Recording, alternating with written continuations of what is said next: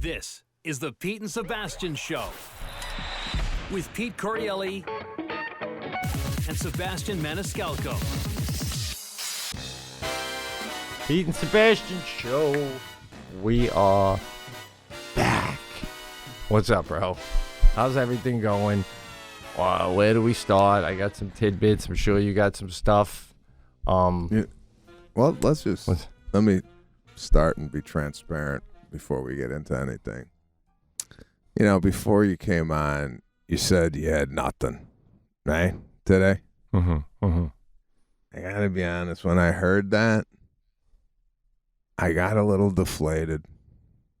Really? And I'll tell you why. Now, if you had nothing, fine, you didn't say nothing, and then we just discovered you didn't have anything as the show went on, right? Fine. But when you start off and you say you got nothing, puts me in a mood where I feel like the show ain't gonna go nowhere because you feel like you got nothing to contribute.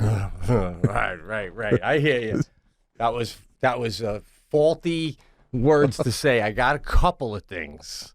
So but I know. Regardless of what you have, happen, bro. Regardless of what you have or what you don't have, there's always something. We always mine something out of nothing. We do. Right? If this was 4 years ago and you said that, that would be valid. But now we could start talking about the blanket that I got over here, and we can make a show out of it. We're good. You're making a show out of the fact that I said I had nothing. You know? I think that set you off as if I don't want to be here. Don't ever mistake that for that, guy. Don't ever mistake that for that, because I'm ready to hang. The show goes on. Yeah. Show goes on, baby. Bro, let me ask you a question then. Last week, and I got to get into this, I sent Patrick a video. We'll get into this in a little bit, but Sadie had her first diving meet in a town called Geneseo, New York, about 2 hours from here, and we had to take some back roads and whatnot to get there. Now, just a little small tidbit here. At one point, we're at a red light, and there's a sign telling me Alcatraz prison was 7 miles to my left, all right? So I said to the family, after this meet, we're going to Alcatraz. And both my wife and daughter are like, why, you know? And I'm like, what do you mean, why? It's 7 miles away. You're never going to be that close to it again. I got to see this shit. And it became a whole big family vote in the Tahoe, and everyone said no. And I was blown away. Like, how could... So I just jotted it down for the cast. Bro, you're 7 miles away from a maximum security famous prison, Alcatraz. And we're not going? Okay. Wait, I'm sorry. Attica. I keep saying Alcatraz. Okay. That's in San Francisco, yeah. That's what I was going to say. No wonder they didn't want to go. You take a left, you're going 3,000 miles across the country. Holy shit. I'm like, what the hell? That doesn't sound right. You remember Pacino going, Attica? Yeah, what the... So, yeah. Is it still... What do you think? Is it still in operation? Up and running, bro. What are you kidding me, man? Okay, so up and running. This is the fascination I have with prisons, right? Yeah, they fascinate the shit out of me. Even if it's not open to the public, right? Yeah. Anytime I'm driving on a highway and it says Federal Penitentiary on a green sign, I'm like, can we get a glance from the highway? That's what I'm saying. There's one outside of Elmira, New York, that I used to pass all the time, but they redid the highway so you don't see it anymore. But for years, I'd always pass it when I'd come see my relatives up here. And sometimes you see the prisons outside shooting hoops and talking and shit. I mean, you're doing 65, but you just look, is anyone smiling? Like, are you ever in a prison yard and someone says something, you're like, let's go get some lunch. Or are you just fucking miserable until you get out, right? I mean, like if you were in prison for like 2 years and all of a sudden somebody made you laugh, wouldn't you be like, what the fuck? Am I getting comfortable with this shit? I mean, They fascinate me, bro. They should have free, I'm not free, like $100 and you get to tour a running prison, an operational prison, right? Bro, Wouldn't that be so much? Just go down a corridor, bulletproof glass on each side, and just observe to see what's going on. Like, just if you're high up on a perch, you'd be looking, going, "Oh, there's a fucking drug deal going on near the cafeteria." I want to be for an extra $20. You could go up to a cell and go, "What'd you do? What'd you do? What'd you do?" Right? You know, I killed my neighbor. Oh, fucking guy killed his neighbor. Holy shit. Then you get one, I killed, like when something with a kid, and then you're like, now, if he got out and you were out, would he beat you up because you did that to a kid, right? Like that kid in the news from who shot, I just saw in the news the kid, we don't need to get into it, it's too depressing, but I mean, there's certain things you go in for where, you're a sitting duck. I think it's rape. Is it rape that they frown upon in prison, or anything to do with kids? Like you get murdered, or I don't know. They fuck with you if it's one particular crime. But yeah, to your point in regards to like seeing a prison, even sometimes when I see a prison and I don't see any activity at the prison, just seeing it from afar, and someone tells me, "Do you know Capone was there?" I envision Capone coming into the prison for the first day. Like, I got a whole story in my head when I see a prison. Right. Now, you guys didn't go. They wouldn't. No, they didn't go because they're like, it's 14 miles there and back. What are we gonna do there? And then I Googled, can you visit Attica? And all that I kept finding was you can, but you have to. I think you have to have an inmate. You can't just go there. You just go there and be like, "Hey, is there like a lonely inmate that wants to have a conversation?" I don't know. And then they have all the shit when you go in, no jackets, like all these rules, man. It is like, that's the other thing. Can you imagine that, visiting someone in prison? I mean, you're just telling them what's going on outside. You're like, yeah, there's a new Dunkin' Donuts in town. It's great. Town don't look the same, Bobby. You're not going to recognize nothing when you get out of here. If saving more and spending less is one of your top goals for 2023, and come on, let's be honest, whose isn't? Why are you still paying insane amounts of money every month for your phone bill? Why do we do this? Switching to Mint Mobile is the easiest way to save this year. As the first company to sell premium wireless service online only, Mint Mobile lets you order from home and save a ton. With phone plans starting at just $15 a month. You heard that right, $15 a month. For people looking for extra savings this year, Mint Mobile offers premium wireless, I'm saying it again, for just $15 a month. By going online only and eliminating the traditional costs of retail, Mint Mobile passes significant savings on to you. All plans come with unlimited talk and text and high-speed data delivered on the nation's largest 5G network. You're not getting gypped, man. Use your own phone with any Mint Mobile plan and switch easily in minutes with an eSIM. That's it. Switch to Mint Mobile and get premium wireless service starting at just $15 a month. Now, to get your new wireless plan for just $15 a month and to get the plan shipped to your door for free, go to mintmobile.com/thecast. That's mintmobile.com/thecast. Cut your wireless bill to $15 a month at mintmobile.com/thecast. Boom, saving money left and right. Do you think in the prison, right, when someone's getting out of prison, that there's like, I'm not going to say a going away party, but let's say someone's getting out in a week and they've been in for 20 years. Do you think his buddies get together and have like one last hurrah with him? Or do you think it's just he gets up, the cell door opens, and the motherfucker's gone? That's a great question, Like, does somebody come in and go, today at Rec, me and the guys thought we'd all get together and, it's the last day. It's special, right? That's a great. Do you get a gift? Do you go to the commissary and get him a muffin? Right? A fucking candle in it. Oh, man. I don't know what the rule on this is or what's going on currently in the prison system, but I don't think we're using prisoners to the best of our ability. Meaning, they used to have these chain gangs, right?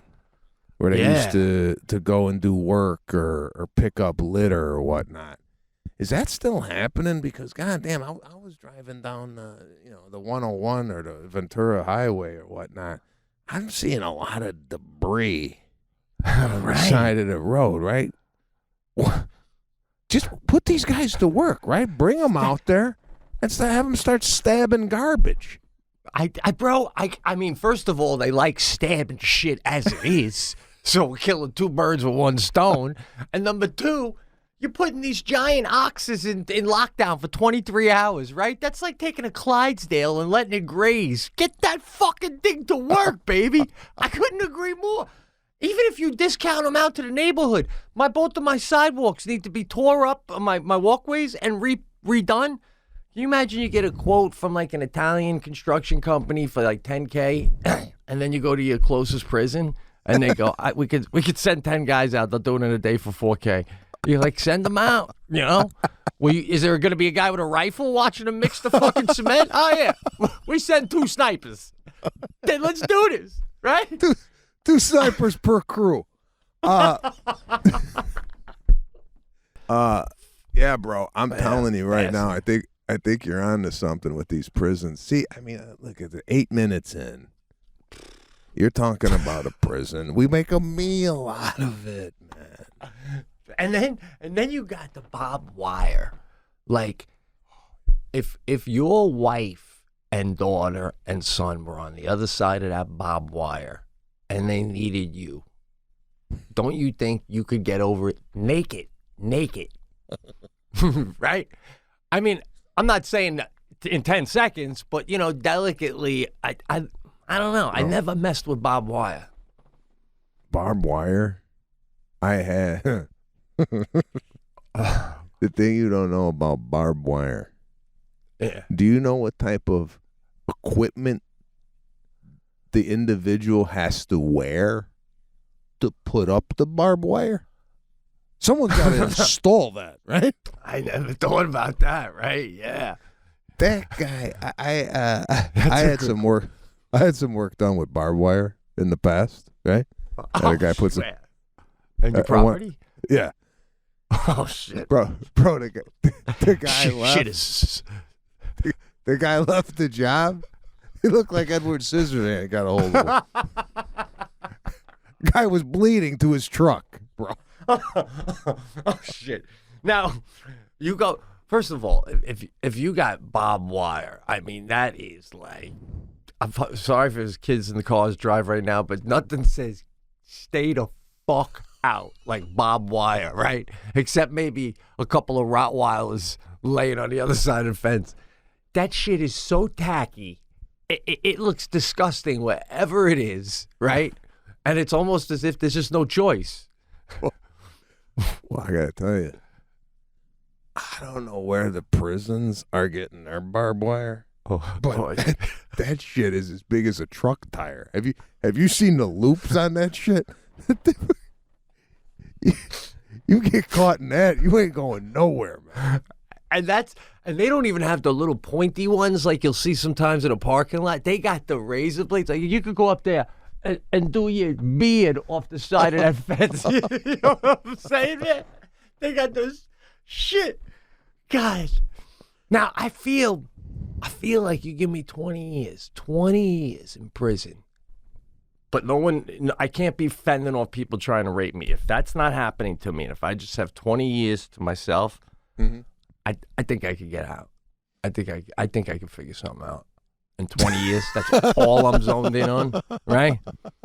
Especially with this hair. You give me one female guard, oh, forget it. She'll be fucking driving me to Florida by Wednesday. Right? Some big fat pig with a fucking beard. Carol, you beautiful today, honey. God damn, if I wasn't in here, what I would do with you down somewhere like Mexico, laying on a beach. Right?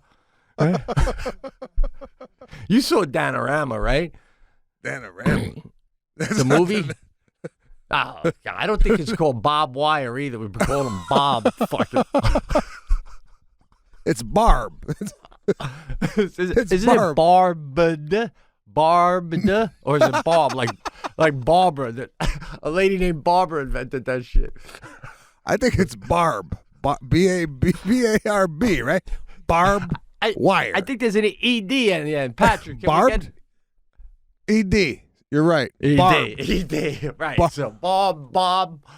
What does that mean? Barbed. Do you know? Look that up. What does barbed mean? Oh, man. It means sharp so fucking bad guys can't get out. I think it means it has barbs. It has so those are barbs? Oh, yeah, and then there's razor wire. That's what I think they use at Attica. Those, like you said, razor. loops of razor wire. Yeah, Jesus. Prison, man. This is what you learn on this show. Yeah, look. All right, yeah. This is what I'm talking about. Look at what the guy's got to wear. He's in a full metal jacket. This guy. My God, they wore less to go check the lab in Wuhan. Look at that. Holy shit. He is coated. Oh God. By the way, would you ever go there? That's another place. Wuhan? Yeah. Like 20 years from now. It's supposed to be beautiful. I mean, it's really nice. I've seen. Oh boy, you better. You ain't a brochure in the world that's gonna talk me into that. Wuhan in spring. Oh God, you never went? The cherry blossoms. No. When I first heard of Wuhan and it came out of Wuhan, my picture of Wuhan was like, like dirty. People eating like it, but it's beautiful. Oh my God. Jeez. I'd buy a condo there. Oh, God. Well, shit, you can probably buy one when you got your left-hand pocket right now. Look at that park. Holy shit, this place blows Milwaukee away. I had no idea, because all I ever saw were the markets with the with the animals everywhere. That's so what I just thought. assumed, oh, God, that's the whole place. That's it. I thought the whole city was a fucking shit market.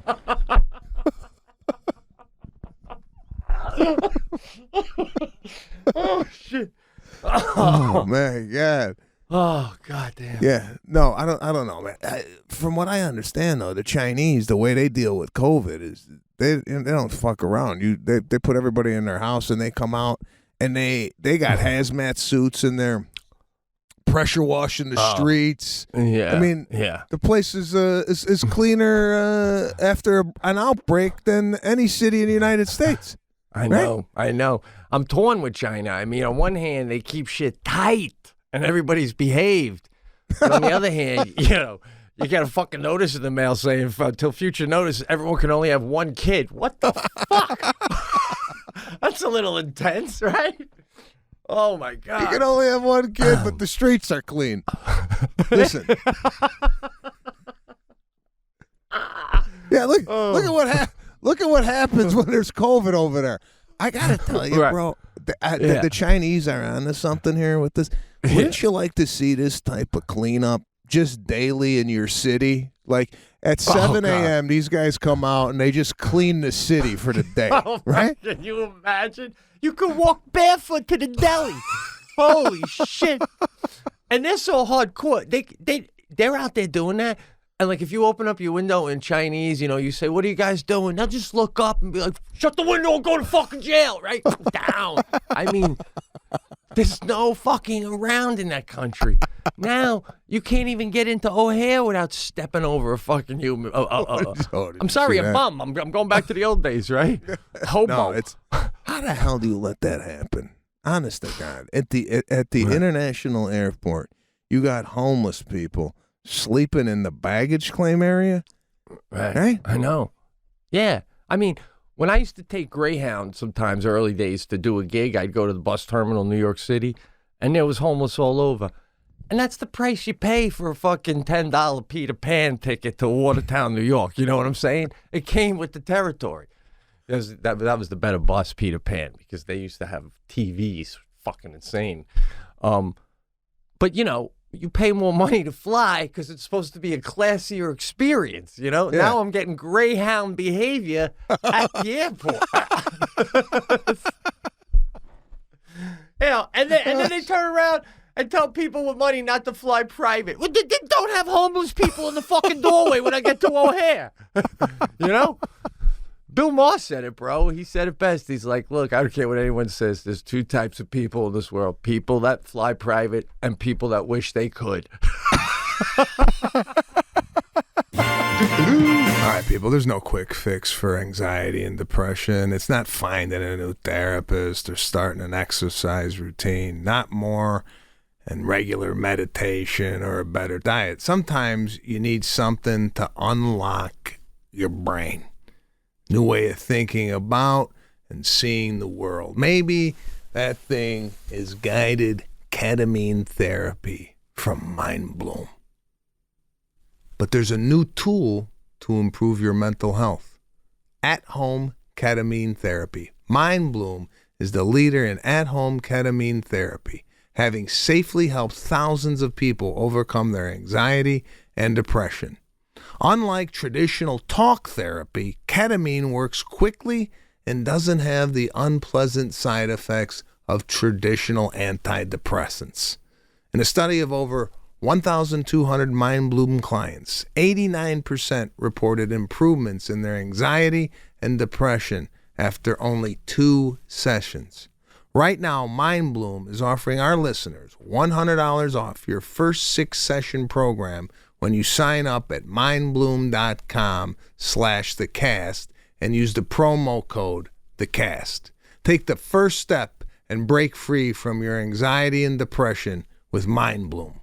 mindbloom.com/thecast and use the promo code thecast. Oh. Well, and then, my God. so I don't know where these people, I mean, we got abandoned buildings all up and down the East Coast from old high schools and hospitals. Let's turn the heat on and get these people off the street, get some food, I mean, I don't know. That's it. I'm trying to get humanitarian. I'm with you. It's getting, it doesn't even resemble the United States of America from what the images I'm seeing out there.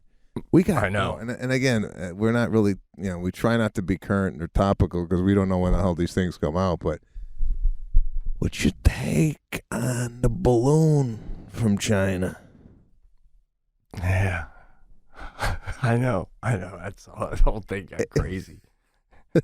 And the other 3 things that they shot out of the sky. What's going on, man?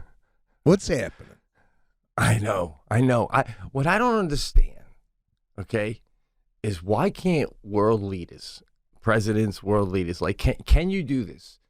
Can you, if you're the president, you see the balloon and go, I'm on the phone, call XI, and then it's G. So you call the president of China, he gets on, and you go, guy, what the fuck is with this fucking balloon that's floating over my country right now, right? Yeah. Like, do they talk? Or is like why don't they just talk and square it? And then if he says it's a weather balloon and I shoot it down and then it's not a weather balloon, now I call him back up and go, what? Why do you lie? What the, like, bro, who wants a war? Who would want a war? Can't we all just chill out? Come on. I agree. But my question to you is, and again, we're not in the Defense Department. We don't know all the information. However, if you see this thing coming in, like they have radar, right? Yeah. So a guy's sitting at his terminal, and he goes, "What the fuck is that?" And he goes, I don't know what's going on. And he's like, "Yeah, there's something coming in off the coast of New York. It's coming in." Don't they see that before it comes in and go, shoot that shit down, right? You just shoot the fucking thing down. Or did some guy fall asleep and then wake up and go, what the fuck's over in Montana? Like, how does it get across the country with nobody doing nothing, number one? And number two, Did they see it and go, let it in? Let it do. I mean, like, what's the mindset? I know, there's a lot.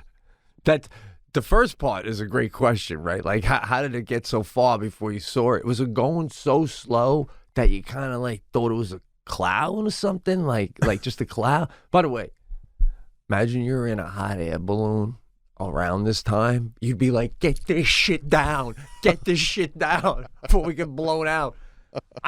Bro, I don't know, man. I really don't know. All I know is that, you know, I don't think China's into us, man. I don't think they're fans, and that's a problem. You know, they Do you think China is smarter than us? Bro, are you kidding me? I think Haiti's smarter than us. Not me and you, and not our listeners, but some of the people running the show. Yeah, absolutely. Yeah, I don't know. I don't know. Are they? Because that's the other thing. I always hear about how we invented all this computer, this and that, you know, and then they're stealing our technology. So I'm like, which surprises me. You would think they were just inventing this stuff too. But I don't know. Yeah, but that's the other thing. How are we not so much richer than everyone else when we invented all the computers and phones and all that? Like, we just gave that shit away. Even the vaccine. I'd be like, you want the vaccine? Cut our debt. We have no debt. We don't owe you anything anymore. And we'll send over barrels, right? We're too nice, bro. We are way too nice. Well, that's what I'm saying. Like, is the Chinese looking at us like the Chinese looked at us, or looked at me at least, in school? Like right. The Chinese in school looked at, like, the American kids as, like, dummies. Right? Absolutely. They were so far advanced with their reading, their comprehension, their mathematics skills. Right. They were looking at us like, these kids are fucking stupid. Now, does that at an adult level, at a world leader level, does China look over here and go, send a balloon, they won't see it? Yeah, I mean, you gotta think that, right? Because even when you played sports as a kid, right? Ever have a Chinese kid? They never played no sports. I'd be taking my ball, going to the gym, and they're looking at me like, look at this. Yeah, go bounce, you big fucking dummy. Because they're just studying and studying and studying. Plus, they all play piano. They can all play piano. Oh, yeah. Right? Yeah. So, yeah. We had a kid in our neighborhood, right? Adopted. She was adopted Chinese girl. A white family adopted a Chinese girl. Oh, what a great investment. By 8 years old, the Chinese girl was smarter than her parents. By 10, she was doing their taxes. By 8 years old, she was smarter. Bro, I don't doubt it. And they like to learn. Like, they like to. Like, they're into that. It's baked in. It's baked into the culture, bro. It's excellence at a high level. Yep. Nothing less. What's there that? You go. What the fuck is that? Look at this. Holy. I can't. It's backwards over here. I can't. What? Are you getting it over there, Pete? Well, I see it on my computer the right way, but oh, you do? Okay. What are you seeing? I see the top 10 countries with the highest IQ, bro. Oh, we're not even, bro. Our IQ is so low that number 9 on this list, Liechtenstein. I didn't even know that's a country. Oh, but this is but Hong Kong's not a country, bro. This says Hong Kong. Is that its own country? Can you flip that for Sebastian to see it so I don't embarrass myself solo? No. Here, you want to talk about intelligence? This right here, this is a microcosm of the United States. Is Hong Kong a country? Now, what is Hong Kong? Did this, honest to God, is Hong Kong part of, and this could sound extremely ignorant, is Hong Not Kong my company. Is Hong Kong part of China? That's what I thought. I thought the big city in Japan is Tokyo, and the big one in China is Hong Kong. You know? I thought it was Shanghai in China. Shanghai. That's another one, which I don't know if I knew that until the Jackie Chan movie, to be honest with you, with Shanghai, right? But, even Taiwan, it's like, if China wanted Taiwan back, I feel like if I was a president of the country, I'd be like, you want Taiwan back? I'll go get a cup of coffee. Just do it quick, right? I mean, the Taiwan's the number 2 highest country with the IQ in the whole world. We got to help them. We got to help them. They got this. It's not even in the top 10. But I feel like we're not in the top 10 countries with the highest IQ. But if you went to your country and said, bring us back a team of the 50 smartest people from your country. Yeah. Now we're in the game. That's what I feel. We just got a lot of slugs on the end of the bench, bringing down the overall curve. You know what I'm saying, bro? So you think as a whole, the country is dumber than shit, but when it comes to the cream of the crop, we got it. Yes. And China might not be as smart as our top 50, but from bookend to bookend, they don't got a lot of of dead weight. No, yeah, they got as they say in sports, a deep bench. We got our starters. After us, if one of them gets in foul trouble, we're fucked.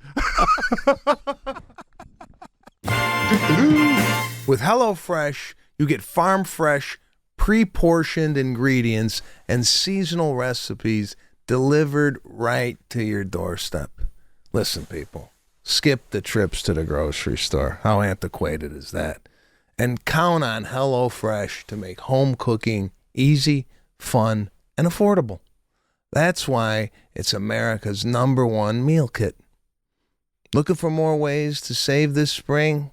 HelloFresh is cheaper than the grocery store shopping and 25% cheaper than takeout. No worries if you're not a pro in the kitchen. HelloFresh's foolproof recipes, they arrive pre-proportioned and they're easy to prepare in just a few steps. And Green Chef Every Plate is now owned by HelloFresh. And with a wider array of meal plans to choose from, there's something for everyone. I love switching between these two brands, and now my listeners can enjoy both these brands at a discounted rate. HelloFresh is perfect for me right now. I'm shooting a TV show for HBO Max, and I'm on set 12 hours a day. I just bring my meals, keep them in the trailer, warm them up, boom. Don't have to think. We're on the go. This works fabulous for me and my situation. Go to HelloFresh.com/thecast50 and use the code thecast50 for 50% off. Plus, your first box ships free. That's HelloFresh.com/thecast50 and use the code thecast50 for 50% off. Plus, your first box ships free. HelloFresh, people, America's #1 meal kit. Man, I'm telling you, again, 28 minutes talking about nothing. It's amazing. Comedy album. I gotta tell you, last night, I did this Pro-Am, this Genesis Invitational Pro-Am. It's I do it every year. It's a golf tournament. The actual tournament starts today, but yesterday, you get paired up with a bunch of celebs. Guys. And one celeb to a crew, right?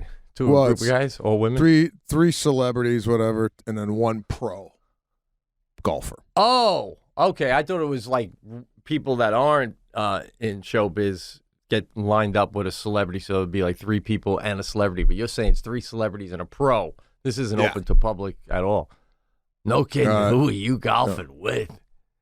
And I've golfed with him before. Al Michaels from, the sportscaster. Al Michaels. Yeah. This guy, Rob Light, he was an agent at CAA, and JT Poston, who is the golfer. And, I've been having this leg issue for, last 2 years, so I haven't really been golfing, but I went out yesterday, hit it around, and at night, they do like a dinner. No. I'm at this dinner. I'm talking to a couple of guys that I know. Now in walks Bon Jovi. Right? Awesome. Now I get introduced to Bon Jovi. Now listen, you gotta understand something about Bon Jovi. Growing up, I mean, Living on the Prayer was our anthem in school. I don't know where Really? Bon Jovi. I don't know where Bon Jovi, and I doubt Bon Jovi even ranks in your catalog of music. I don't see you listening. I was into the '80s rock. You know, I was into those like Poison, Yeah. Bon Jovi, right? Yeah, Cinderella. Were you into any of this? No, Tesla. Jackie was big time. Jackie was, and all her friends, they were. I mean, listen, I got Bon Jovi's greatest hits, Wanted, Dead or Alive, you know, some of them I dig, but mostly Bon Jovi for me was like, when nobody was looking, I was in my car alone, I'd sing loud, but when you're around the other guys, you can't be getting too into Bon Jovi with the guys I rolled. It's a little cheesy. Yeah, with the moosed out hair and stuff. But listen, that was just who I roll with. I got a buddy in town here who freaking still loves Bon Jovi, and the guys are legend, you know? And I like a lot of his music, and now as I gotten older, you know, there's a few more I like. Romeo is bleeding, but you can see his blood.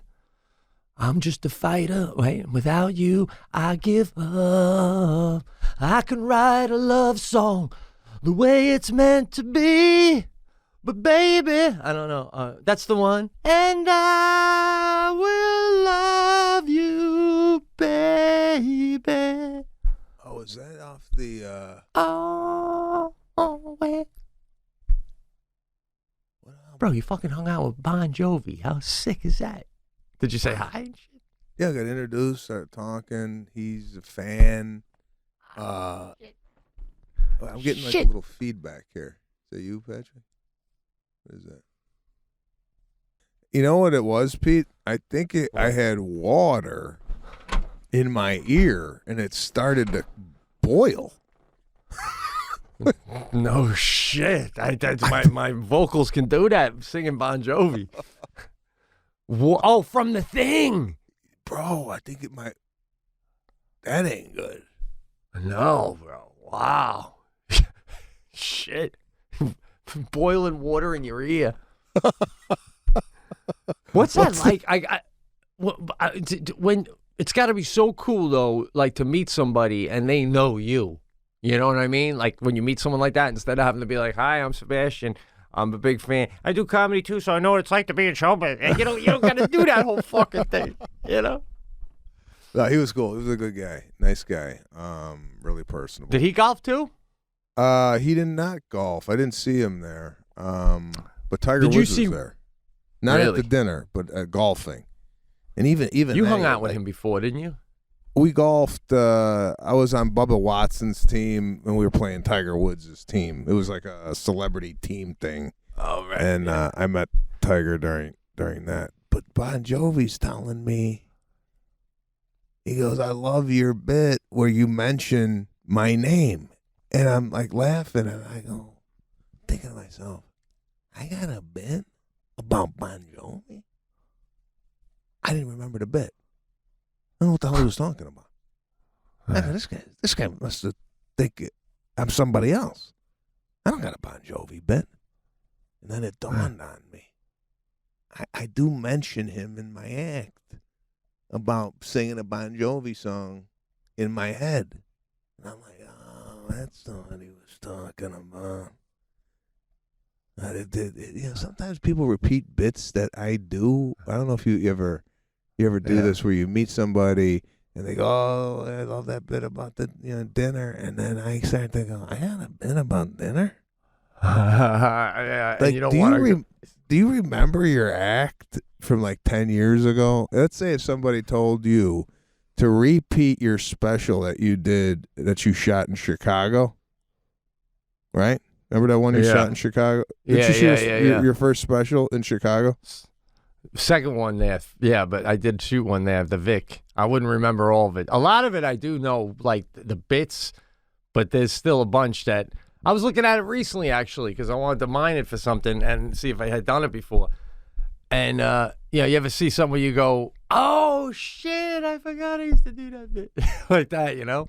Okay, because I thought about one of your bits on Super Bowl Sunday. My dad's visiting. He's here right now. We had pistachios. Just hanging out. Pistachios. And you do a bit about pistachios, right? Yeah, About like yeah, when you find a closed one. yeah. Something about finding a closed pistachio. Yeah. What's the I thing? say I'm aspire to have the level of wealth where if I ever come across a closed pistachio, I could just toss it away. You know, Yeah, right now, okay. I'm at the financial level. I got to get my thumbnail. Yeah, that whole thing. Okay. So let me ask you something about pistachios. And we had this discussion the other night. Because once you start eating pistachios, Right. I feel like somebody's going to take it away from me. That's how fast I'm eating it. Right? It's I'm they cracking them up and eating, cracking them up. Like, I get nuts, right? I want to ask you something. They sell pistachios out of the shell. Right. And I've had those. They don't taste as good as they do coming out of the shell. And I want to ask you, do you think the harder it is to get to the pistachio, the better it tastes? What's the psychological thing on pistachios? This is great. This is great dissection. I definitely feel it stays fresher. Even though that shell is already open to crack and air is getting in there, I feel like it. Bro, the best way to equate it, you get 12 clams on a half shell at a restaurant. That's delicious. They bring you out 12 clams on a dish, no shell. You're like, what the fuck is this? You know what I mean? I feel like the pistachio knows it's so delicious that when it first started being, it said to the guy in charge, keep me in the shell. Trust me. They'll take the time. I'm not a fucking dirty old peanut, right? You know, they knew, listen, we got to take these peanuts out and put them just in a jar because, so, you know, and I also feel pistachio is most delicious one at a time. Yeah. But we're animals, and anytime we like something, if we can have more than one of it at once, we'll do that. So the minute you have them out of the shell, then you take 10, and then it's pistachio overload. It's white. It's just the whole. It's just, you know. It's an unbelievable observation. Peanuts, you could have about 9, 10 of them right there, and the more peanuts you have in your mouth, the better they taste. You start doing a double up on a pistachio, for some reason, it loses its magic. Like, there's very rarely do you open up a pistachio, put it on the table, and open up another one, put it on the table, and collect, and then shove it in your mouth. For some reason, pistachio is just good one piece at a time. And on top of all that, the size of pistachio tends to last about the same amount of time as it takes you to unshell the next one. You know what I'm saying? There's like no overlap. Swallow, pop. Swallow, pop. Right? I mean, it's just beautiful. You ever try to open up peanuts? I could go 30 minutes between, they break up in my hand. You ever do the bang, trying to bang the nut out of the fucking shell because it ain't coming out? Keep it. Now, it's funny. Peanuts in the shell, right? Yeah. Don't taste better, I don't think. No. Significantly better than loose peanuts. No. And it's a goddamn, in the shell, by the time you're done, it's a fucking crime scene, man. It's just shells everywhere. You ever do this when you're done eating peanuts? Oh, God. It's got that little brown thin wrapper around the peanut. Yeah. What is that? Right? That is a nice touch. The other nuts don't have that. They're like, I got a light windbreaker over me. I eat that. You eat that? I like that. do you eat that part sometimes, or you get that off too? Undress it. I like to undress it. Have it naked. I'm into the clean. Now, what you take?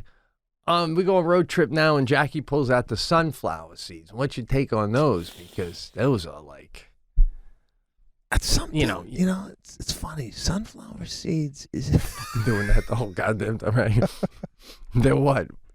I'll never buy a sunflower seed. I never go buy a pet. But like, if we're on a road trip and you got a bag of sunflower seeds, you go, you want some? I go, yeah, give me a handful. And that's how you say it too. You never go, oh yeah, definitely. You go, yeah, I'll take a few of those. And then sometimes I can't get the seed out. And there's so many of them. It was beautiful. You can't get the seed out. You just bail on that one altogether, you know? Goodbye. You lost your turn. Next. All right, guys. Whether you want to get more fit, be a better parent, or get more done at work, there is one thing that will help, and that's better sleep. We all know that. But we're not doing anything about it. Till now. With Miracle Made Sheets, you can tap into the power of self-cooling temperature regulation, which has been shown to improve sleep quality by up to 34%. That's huge. Using silver-infused fabrics originally developed by NASA. Are you kidding me? This is what the astronauts are sleeping on in the shuttle. Miracle Made Sheets are thermoregulating and designed to keep you at the perfect temperature all night long, so you get a better night's sleep every night. These sheets are infused with natural silver that prevent 99.9% of bacteria growth, leaving them to stay cleaner and fresh 3 times longer than any other sheets. I mean, no more gross odors. I got these puppies on now. These things are beautiful. They're smooth. They keep you cool. They got a nice feel when you wash them and you put them back on. They're still in mint condition. Miracle Sheets are luxuriously comfortable and without the high price tag of other luxury brands.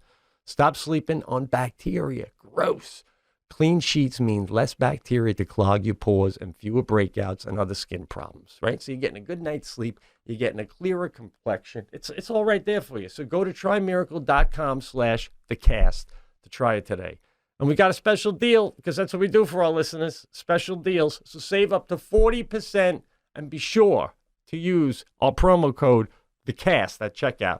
That's how you save even more and get 3 free towels, too, on top of that. So go to trymiracle.com/thecast to try it today. And we've got a special deal for our listeners. Save over 40% and be sure to use our promo code, thecast, at checkout to save even more and get 3 free towels.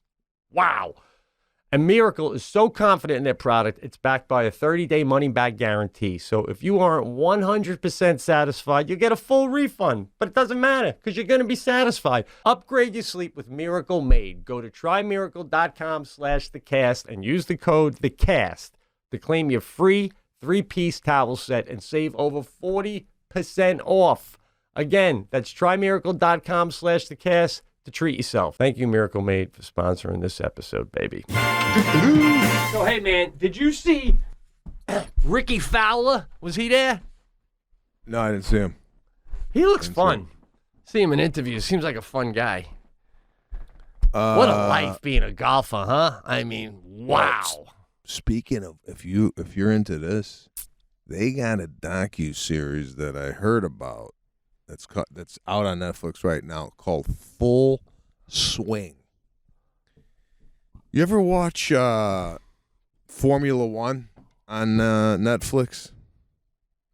No. What is it, a show? Basically, it's a docuseries following Formula One racers from race to race around the world. You know, it's like, they interview the teams, and there's teams and the race car drivers, and who's good, who's not, whatever. This is the same concept, but about golf, following golfers to each tour, behind the scenes, and how they feel about one another. I think you should check it out if you want to know here it is, Full Swing on Netflix. I think it just came out yesterday. and I think I'm gonna get into that. There was another series that I was into. That was a docu-series. No, actually, I'm into this book. I don't know where this conversation's gonna go, but the book is called Die with Zero. Meaning, at the end of your life, this book talks about having $0 in the bank. Now, it talks about a lot of people's fear in life is not having enough money to last their entire life. Basically, running out of money. You don't want to be 70 years old and broke, right? But do you want to be 78 and die with $800,000 in the bank? Right. So interesting. What's your take?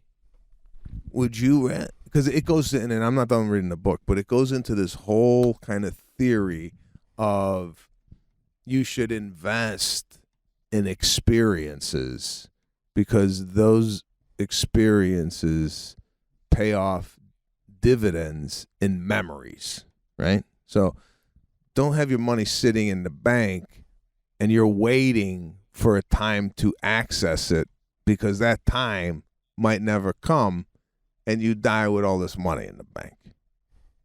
Right. So for you, is there a fear at all of like, Jack, when Sadie's gone and we're empty nesters or what have you, I want to make sure that we got enough money in the bank?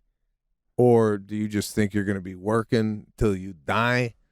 What's your philosophy on future earnings and living life to its fullest with the money you got? What do you do? What's your take? You have a fear of dying broke. Right. Well, I'll tell you though, because I've joked about like, oh, I'd like to like buy a York peppermint patty with my last quarter and then have a heart attack and die, right? But the thing is, what that book isn't mentioning is when I'm starting to run out of money, I can't go to Italy and have a good time if I know when I come home I got $13,000 left. You know what I'm saying? Yeah, because now I'm going, oh shit, I better die. I hope I die soon. I gotta die by Wednesday. I think you need to die with $800K in the bank just to enjoy the last few years of your life, right? You know what I'm saying? I mean, I don't want to be 74 years old and I can't get a goddamn, the meal I want to eat because, I'm going. It's a tricky thing, bro. I'm gonna bring this up. If you don't want to talk about it, you don't have to talk about it. But your father, right? Yeah. Mm-hmm. Now your father unexpectedly passed away. Now he had money in the bank. Yeah. The thing is, we don't know when our time is up. So do you think if your father would have, and I'm not saying he didn't live a full life because I don't know the man, I don't know what his thoughts were when he passed away. Would he burn more of his cash? Yeah. Yeah. I asked him that, and he was he like, did? yeah. And he goes, Pete, we did everything we wanted to do. We did what we wanted to do, we did, And I would say to him, yeah, but like when you'd go to, where did they like to go all the time? A couple of those islands.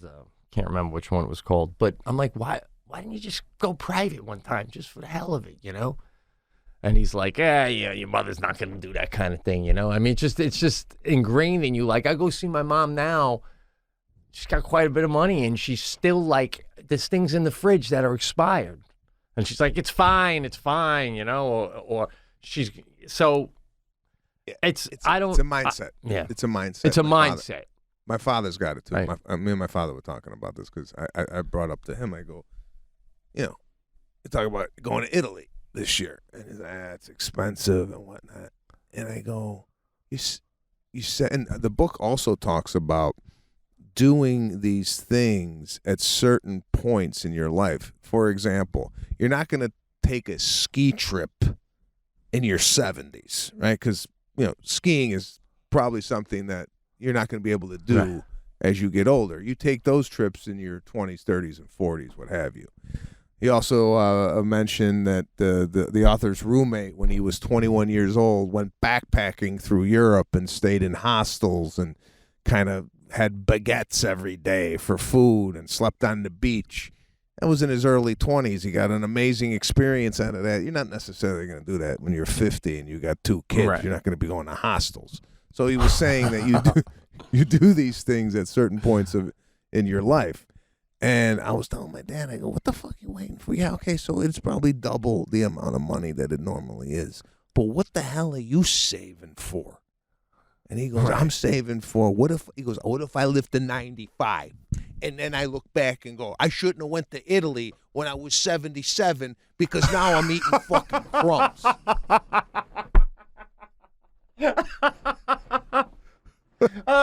Hope you had a good time in Rome, hotshot.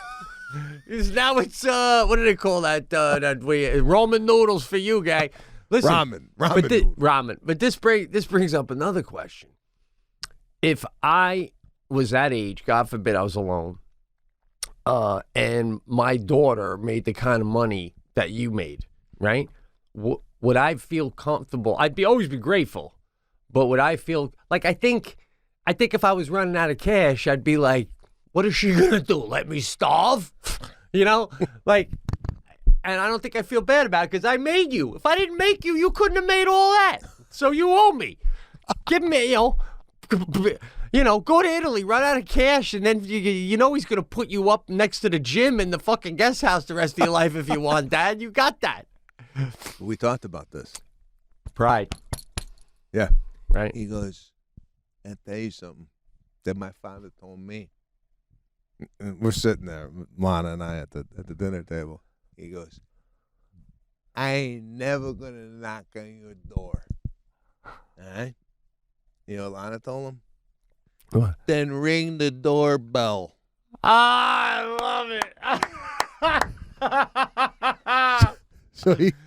So he's got a pride thing where he don't want to be like looking for handouts in his older age. But on the same time, I go, this is the point, like you could still get around, right? You could walk. You're not in a wheelchair. You don't got arthritis, whatnot.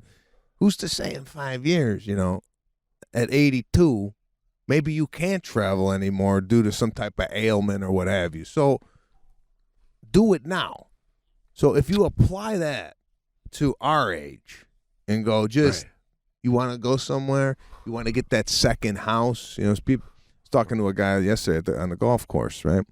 He's got a second house in Utah, and I said, you regret, purchasing a second house because, second, it doesn't have to be a house. It could be a condo in Florida that people tend to go to from Chicago, and they maybe go down there and, like these snowbirds or what have you.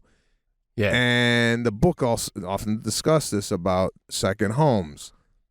It's not an investment. It's not like you're going to get a second house and then hopefully sell that house for like double or triple what you paid for it 25, 30 years from now. It says the house is going to provide, if you use it, so many memories that far outweigh any type of money that you can recoup from buying it. And this is what this guy said. He goes, I've had that house in Utah for 30 years. And every winter, that house, every weekend is packed with, he's got 5 kids. One of my kids, our friends, it's always being used. And it's something that I've never regretted. Now, Lana and I, every once in a while talk about, wouldn't it be nice to have a place, right? Yeah. And I don't know if you and Jackie's ever had this conversation. Maybe like a summer place where you guys go, a lake house, right? Yeah. And you're like, should we get that? Now, some of it might be financial for some people, where maybe they can't afford it or whatnot. But they said the longer you wait, on that look at all the memories you're missing out. And I'll just take for example. You want that lake house? Go get it tomorrow, because by the time you know, Sadie's going to be 21. She's going to have her own life. And look at all the time you could have had up there at the lake house spending with your family and her and creating all these memories. So, but he's not pointing out. My memory, the first 5 years, my memory of the lake house will be me sitting out looking at the lake going, oh, God, Jack, can we afford this? What the fuck? We're going to go bankrupt. If Sebastian don't want to cast anymore, I won't have that. Then I won't have this. What if the show don't go to, oh, God, By the way, bro, show heating up again. News to come. Back on track, baby. Back on track in a better way. But I'll get to that. With Rappaport? Yeah. Oh, but nice. Yeah. But what it was? So bad. But a better situation, not Crackle, Okay. Probably not HBO Max either, but, bro, that is where your show is. I'm sorry. That is the gold standard. Me and my friend were talking about it the other day. We always talk TV, a buddy of mine. And, I'm very excited for that. I hope you are, too. I'm sure you are. It's really cool. It is cool. I'm trying to make this more of a, how should I say this? Enjoyable experience, opposed to what I've been through in the past. Like that. The movie I did is under severe anxiety.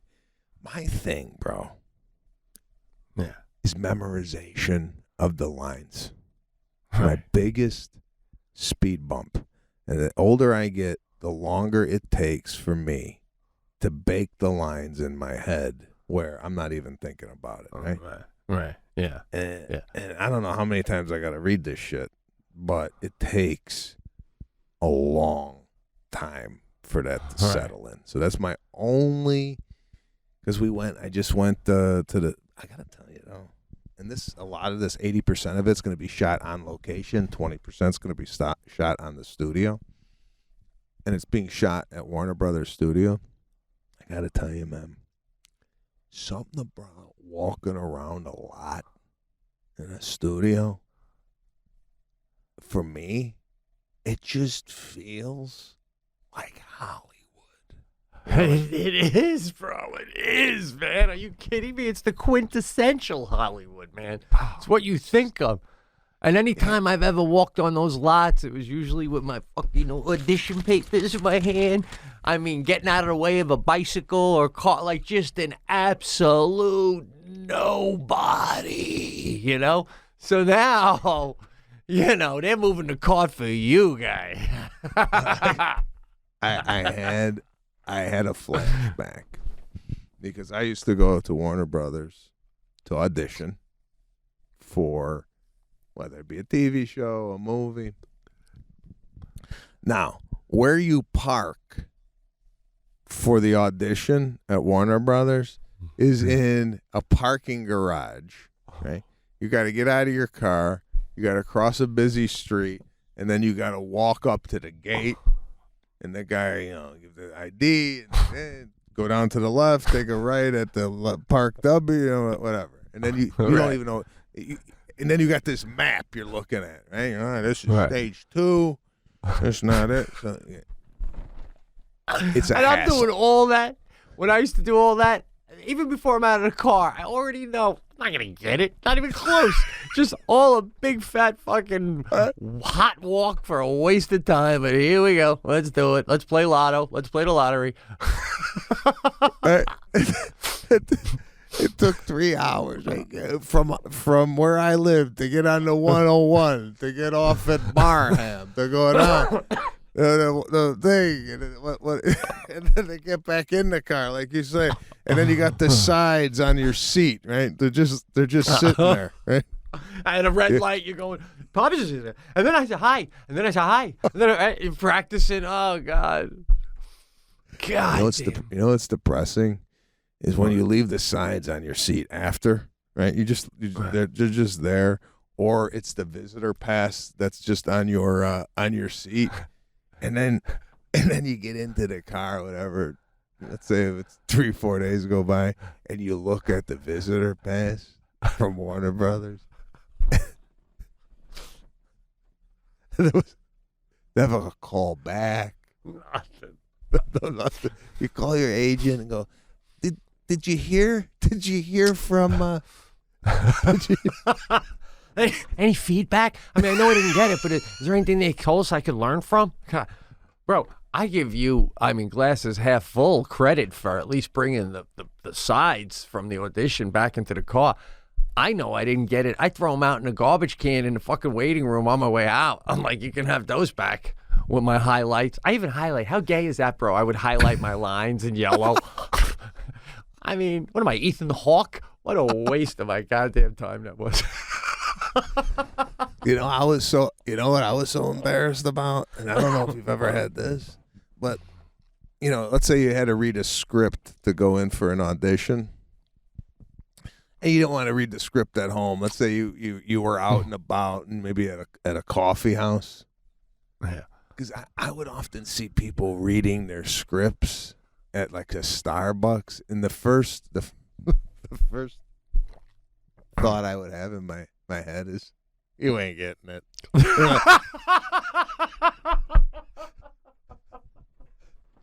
Me too. Oh, you ever seen him writing it? I'm like, are you writing a show, guy? No one's going to read your shit. Nobody's going to read your shit. You could have wrote it back home in Michigan. You didn't have to move here to write this fucking thing, guy. Oh, man. So funny, bro. So, yeah, man. Yeah, I never wanted to read a script in public because I never wanted someone to walk in and say that in their head about me.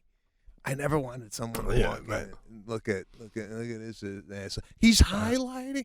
He's writing in the margin. Oh God! You ever seen the scripts when they come in? Notes like what to do action wise right here. You know what I'm saying? Oh, well, one time No, it's funny because you go on these sets. Even when I did the movie, right? He's writing in the margins. Holy shit! They mark up the script, right? So De Niro's and Scorsese's got shit all over the script, right? Got shit all over it. For that, for him, I go, oh, okay. It's Scorsese. He needs to do that, Sure. De Niro's got shit on his script. That's he needs something. But if Frank at the Coffee Bean on Sunset is writing in the margin, for what? Terrible. For what? No, I'm telling you, I'm right there with you. Like when you get to that level, like because I was smoking a cigarette one time out in front in Times Square, Broadway area. I'll never forget it. And Ethan Hawke came out of that's why I brought him up, out of a theater with another actor. They were rehearsing, so he's just in, like, it was summertime. He had jeans and a T-shirt, and he had a backpack, and he's put the backpack. I'm blowing a button, they walk right by, and I hear him going. And then when you come in, the way I come over, like, and I'm like, smoking my cigarette, whoa, they're talking craft. They are talking the craft, Like, that's I was seeing the real deal. In the theater in the middle of the day, it's like 80 degrees out, and they're in there getting at it. I wouldn't even know what to do in there. Like you ever see, like even when I went and read with Mike Rappaport that time, he's like, all right, let's get at this. And I'm like, get at this. I'll read it once. You realize I know the lines. I'm going fishing with my friends this weekend. I'm catching a drink. Get at this. Rolling up their sleeves. Like, discover. We're going to discover. Discover. It's not the discover. He's saying what he's doing right here. It says it. Yeah, but what is he really doing? It says it. But what does he really think? He's thinking about the thing that it says he's doing. Why are you people making this more difficult? Don't you hate that when they go, let's discover. Let's find the character. Where is he? He's gone. I thought I was playing a character. Oh. The character is me reading the lines. That's it. Oh, yeah, and it's all. I've taken a pause in auditions because I didn't remember the line, and then they've said, "I like the way you took that pause there." I only took it because I couldn't remember the next line. So this is all ridiculous. But I don't know, man. I feel like this next project, you're going to really start to feel all that, and you're really going to come out a true blue thespian. I mean, you already are. You just, like, weren't comfortable yet in your head. Yeah. Because, it was all new. Got to get the lines. Got to get the lines. And going back, lastly, before we end the show, I just want to close out by saying what that guy said in that book about spend your money now because your memories are more important. The problem is the people that live their life like that, they come home from these trips, and you know where they are now, bro, to wrap the show up? They're at O'Hare in the vestibule because they ran out of cash. They followed the book. What a callback. All right. Bro, we're like the Beatles of podcasts. It's ridiculous. It really is. There you have it. Pete and Sebastian show. Another one in the books. We got to thank you for your listenership. Take a look at our Patreon page for extra episodes. $5 a month over there. And check my website, SebastianLive.com. Just added some live dates. No tour, nothing. Just going to be in Vegas and the Brigada Hotel in Atlantic City in November. SebastianLive.com for tickets, and we will see you next week.